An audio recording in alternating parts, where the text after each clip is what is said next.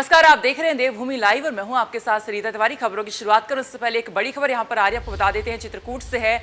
इस वक्त की बड़ी खबर आपको बता दें चित्रकूट से हमें मिल रही है, जहां पर राजकीय हाई स्कूल के निर्माण का मामला सामने आया है। चित्रकूट में राजकीय यहाँ पे स्कूल का ये मामला सामने आया, जहां पर भवन निर्माण की जांच में कई सारी कमियां पाई गई हैं। वहीं डीएम ने एक टीम गठित की है, जो उसके बाद ये जांच हुई, उसके बाद ये कमियां यहां पर निकलकर सामने आई हैं। तो इसी को लेकर अब स्कूल को गिराने के डीएम ने आदेश भी दे दिए और संबंधित आरोपियों पर एफआईआर के भी आदेश दिए जा चुके हैं। तो इस वक्त की बड़ी खबर आपको हम बता रहे हैं चित्रकूट से, जहां पर एक स्कूल के भवन निर्माण के अंदर कई सारी जो कमियां हैं वो पाई गई हैं। इसके लेकर एक कमेटी बनाई गई थी जांच की, और उसके बाद उसमें कई सारी कमियां पाई गई हैं और उसके बाद अब स्कूल को गिराने का आदेश यहां पर डीएम ने दे दिया है। साथ साथ जो आरोपी हैं उन पर एफआईआर करने की भी आदेश यहां पर जारी कर दी है।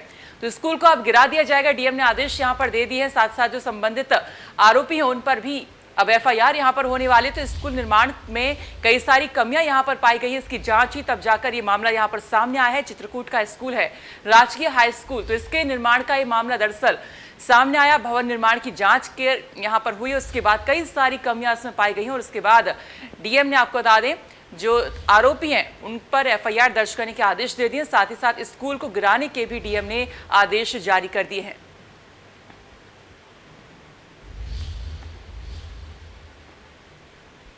और एक और बड़ी खबर यहाँ पर मिल रही है, 2022 के चुनावों की रणनीति और पार्टी के कामकाज को लेकर भाजपा के राष्ट्रीय अध्यक्ष जेपी नड्डा उत्तराखंड के 2 दिवसीय दौरे पर आने वाले हैं। बीजेपी राष्ट्रीय अध्यक्ष जेपी नड्डा 20 और 21 अगस्त को उत्तराखंड के दौरे पर रहेंगे। इस दौरान पार्टी के बड़े नेताओं और पार्टी पदाधिकारियों के साथ विधायकों और मंत्रियों की बैठक लेंगे। जेपी नड्डा का दौरा इससे ज्यादा महत्वपूर्ण हो जाता है क्योंकि उत्तराखंड के विधानसभा चुनावों के लिए सिर्फ 5 महीने का वक्त ही रह गया है, और ऐसे में पार्टी की क्या रणनीति है और किस तरीके से विपक्ष के सवालों का जवाब देना है और जनता के बीच जाना है, उसकी रणनीति और रोड मैप क्या रहेगा, उसको लेकर जेपी नड्डा पार्टी संगठन की नब्ज टटोलेंगे।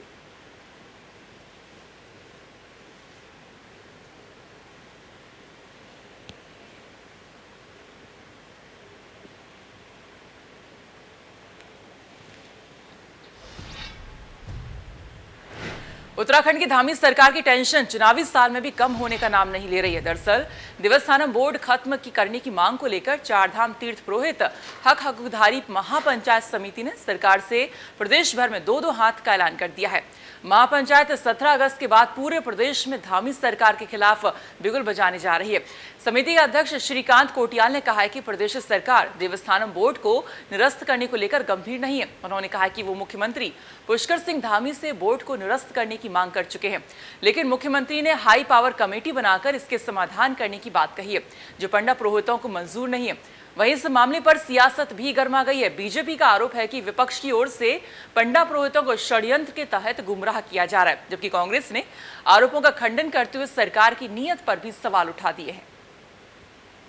अब सारे के सारे आंदोलन, चाहे वो देहरादून में हो, ऋषिकेश में हो, देवप्रयाग में हो, श्रीनगर में हो, रुद्रप्रयाग में हो, ऊखीमठ में हो, अगस्त्यमुनि में हो, केदारनाथ में हो, बद्रीनाथ में हो, गंगोत्री यमुनोत्री में हो, खरसाली में हो, चाहे कहीं पे भी हो, आंदोलन भयंकर होंगे, क्योंकि अब सर से ऊपर पानी बह रहा है। देखिए, हमारा बिल्कुल कॉन्क्रीट जवाब है।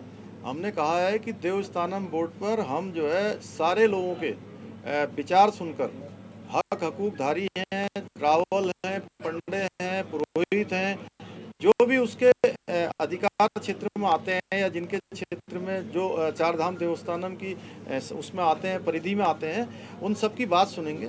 उनकी बात सुनने के बाद जो है हमने हाई पावर कमेटी बना दी है और हाई पावर कमेटी उस पर काम करना शुरू कर देगी। संतुष्ट जो ना हो तो समझ लीजिए कि वो पीछे से प्रोपेगेटेड है, और क्योंकि माननीय मुख्यमंत्री पुष्कर सिंह धामी जी कह चुके हैं कि हमने एक कमेटी बनाई है, जो लोग उसमें वार्ता करना चाहेंगे उनके साथ बैठ के उसमें क्या क्या सलूशन किए जा सकेंगे, उन लोगों के साथ वार्ता। और इसी बीच एक बड़ी खबर देहरादून राजधानी से है, जहां पर राकेश टिकैत ने प्रेस कॉन्फ्रेंस की है। केंद्र ने काले कानून लागू किए हैं, राकेश टिकैत ने कहा। साथ ही उन्होंने कहा कि किसान हित में ये कानून नहीं है, वही हिमाचल आज विकसित है। साथ ही उन्होंने ये भी कहा कि किसानों के लिए ट्रांसपोर्ट की व्यवस्था की जाए। तो राकेश टिकैत ने प्रेस कॉन्फ्रेंस करके तमाम सारी बातें कही। उन्होंने कहा कि किसानों के लिए काम ना होने पर उत्तराखंड में भी यहाँ पर बड़ा आंदोलन हो सकता है। तो किसानों के लिए ट्रांसपोर्ट की व्यवस्था करने की बात यहाँ पर राकेश टिकैत ने कही। साथ ही उन्होंने ये भी कहा जो तीनों काले कृषि कानून है वो किसानों के हित में नहीं है। किसान यूनियन के अध्यक्ष राकेश टिकैत ने बड़ा बयान देते हुए कहा कि अगर राज्य सरकार ने किसान हित में काम नहीं किया तो बहुत ही जल्द उत्तराखंड में बड़ा आंदोलन किया जाएगा। राकेश टिकैत ने कहा कि उत्तराखंड में विलेज टूरिज्म पॉलिसी लानी चाहिए जिससे किसानों की आय दोगुनी हो सके। इंडिया न्यूज से खास बातचीत करते हुए राकेश टिकैत ने कहा कि राज्य की सरकार किसान हित में पॉलिसी बनाए। वहीं कांग्रेस पर भी सवाल उठाते हुए कहा कि विपक्ष यहाँ पर सोया पड़ा हुआ है और हम उनको जगाने भी आए हैं। किसान आंदोलन को लगातार चल रहा है और किसानों के पक्ष में राकेश सिंह टिकैत लगातार हर राज्य में जाके किसान के लिए कुछ ना कुछ मुद्दे उठा रहे हैं। खासकर इस बार उत्तराखंड में आए और उत्तराखंड में कई किसानों के लिए उन्हें मुद्दे हैं। सर, आपने एक बात कही है कि हिमाचल की तर्ज पे विलेज टूरिज्म पॉलिसी किस तरीके से है वो ये है कि जो किसान गाँव में रहता है वो अपने घर में ही 3 रूम बना सकता है। रेट उसका सरकार फिक्स कर देती है। जो टूरिस्ट है वो गाँव मान कर रुक जाएगा और उसका सीधा पैसा गांव के उसी किसान को जाएगा। या उस पर ज़मीन है नहीं भी है, अगर थोड़ी भी ज़मीन है तो एक आदमी 3 रूम बना सकता है। वहाँ पे काम करें, अपना रोजगार करें। और हमने इसीलिए कहा कि विलेज टूरिज्म पॉलिसी यहाँ पे लेकर आओ, सरकार सड़कें बना दे। टूरिस्ट बहुत आता है, बहुत पैसा उत्तराखंड में आता है, लेकिन उत्तराखंड में वो पैसा रुकता नहीं, वो वापस चला जाता है। अच्छा सर, आप जहाँ जाते हैं किसान के लिए बात करते हैं, लेकिन खासकर सरकारें चाहे वो कहती है कि आप चुनाव मुद्दे को लेके जा रहे हैं, आप हमें डैमेज करना चाहते हैं, दूसरे को फायदा करना चाहते हैं। आप मतलब आपके जो पूरे आंदोलन को चुनावी के रूप में दिया जा रहा है। चुनाव तो नहीं हमारा एजेंडा। ये जब इनकी सरकार आई केंद्र में तो ये विपक्ष में थे और ये हमारे साथ काम करते थे पूरा। ये कहते थे या पार्टी खराब है, हम सारे काम करेंगे। और ये भी फिर उन्हीं की तर्ज पर लग के करने, उनसे भी खतरनाक है ये। तो ये मुद्दा चुनाव में कुछ बताते हैं और इनका एजेंडा कुछ है। हाँ, तो अब आंदोलन होगा और जो हिंदुत्व पर जो काम कर रहा है बच के रहना भाई। जो हिंदू पे आगे ज़्यादा बढ़ चढ़ का काम करेगा उसका इलाज करेंगे ये। भाजपा तो हिंदुत्व पार्टी है और उसी का तो इलाज करेंगे। जब भी तो इनको वोट मिलेगी कि हिंदू नेता मार दिया, ये होगा और वो करेगा, किसी न किसी की बलि चढ़ाओगे। बहुत शुक्रिया। ये थे राकेश सिंह टिकैत, जिनका कहना है कि अगर सरकार ने किसानों के हित में काम नहीं किया तो वो उत्तराखंड में बड़ा आंदोलन करेंगे और जाहिर सी बात है फिर कहीं ना कहीं चुनावों में इसका खासा नुकसान बीजेपी को उठाना पड़ सकता है। किशोर रावत, इंडिया न्यूज़, देहरादून। और इसी बीच एक बड़ी खबर है राजधानी देहरादून से, जहां पर लखवाड़ बहुउद्देशीय परियोजना को 4,673 करोड़ की वित्तीय स्वीकृति मिल चुकी है। आपको बता दें केंद्रीय जल शक्ति मंत्री गजेंद्र सिंह ने इसका आश्वासन दे दिया है।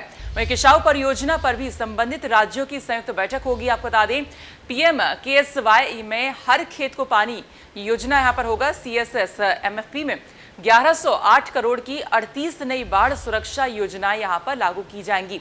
तो बहुत ही जल्दी ये सारी कह सकते हैं राहत लोगों को मिल सकती है। किसाऊ परियोजना पर भी उन्होंने कहा है कि जो राज्य हैं उनसे एक संयुक्त इस पर बातचीत होगी, बैठक होगी। CSS FMP में भी 1108 करोड़ की 38 नई बाढ़ सुरक्षा परियोजना यहाँ पर बनाई जाएंगी, जिससे जब बाढ़ का मौसम आता है, बाढ़ यहाँ पर आती है तो उससे लोगों को राहत यहाँ पर मिल जाएगी। तो लखवाड़ बहुउद्देशीय परियोजना को आपको बता दें 4,673 करोड़ की वित्तीय स्वीकृति की यहाँ पर बात चल रही है। गजेंद्र सिंह जो कि केंद्रीय जल शक्ति मंत्री, उन्होंने इसका आश्वासन भी दे दिया है। साथ ही किसाऊ परियोजना पर भी जो संबंधित राज्य हैं उनसे बातचीत होगी। वहीं पिथौरागढ़ में बच्चों के विकास को कार्यरत एक NGO ने नगर में भीख मांगने वाले बच्चों को मुख्य धारा से जोड़ने को जागरूकता रैली निकाली।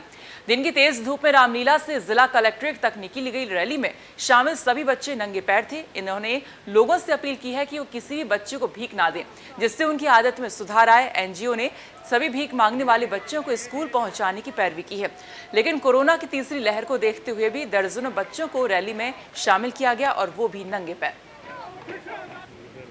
मीटिंग था वो इस चीज़ पे था कि हम चाह रहे हैं कि जो हमारा शहर है वो भिक्षावृत्ति मुक्त हो जाए और यहाँ का हर बच्चा पढ़ने जाए। इंस्टेड ऑफ भीख मांगना या कुछ करना, हम चाह रहे हैं कि हर बच्चे को हम स्कूल तक पहुँचा पाएँ। बिल्कुल रूप से जब मैं ऑफिस आया था उस समय ये लोग आ रहे थे, तो मैंने भी देखा कि जो बच्चे हैं तो बिल्कुल सामाजिक दूरी मेंटेन नहीं कर रहे हैं और एक दूसरे से घुल मिल रहे हैं और कई बच्चों के मास्क भी नहीं लगा होता है। मैं जो इसमें भी आयोजक है, कोई NGO है इसमें, मैं उनके माध्यम से और पुलिस के माध्यम से इसमें कार्रवाई की जिलाधिकारी महोदय। कांग्रेस के पूर्व विधायक शैलेंद्र सिंह रावत के नेतृत्व में कांग्रेस कार्यकर्ता PWD गेस्ट हाउस पहुंचे। कांग्रेस ने सरकार पर आरोप लगाया है कि PWD ऑफिस लक्ष्मण झूला में सड़ रही श्रम बोर्ड की राशन, लाखों रुपए के कंबल, सैनिटाइजर, साबुन, जिसको कोरोना काल में गरीबों को बांटा जाना था, लेकिन राहत कोष की तरह ये सामान भी विधायक यमकेश्वर ने गरीबों का हक मारकर सड़ा दिया है। करीब 1 साल से विधायक यमकेश्वर के कार्यकर्ताओं का कब्जा इस PWD के गेस्ट हाउस पर बना हुआ है और ये सामान भी 1 साल से यहाँ पर पड़ा हुआ है, लेकिन ये सामान गरीबों को नहीं बांट पाए। सारा सामान एक्सपायर हो चुका है।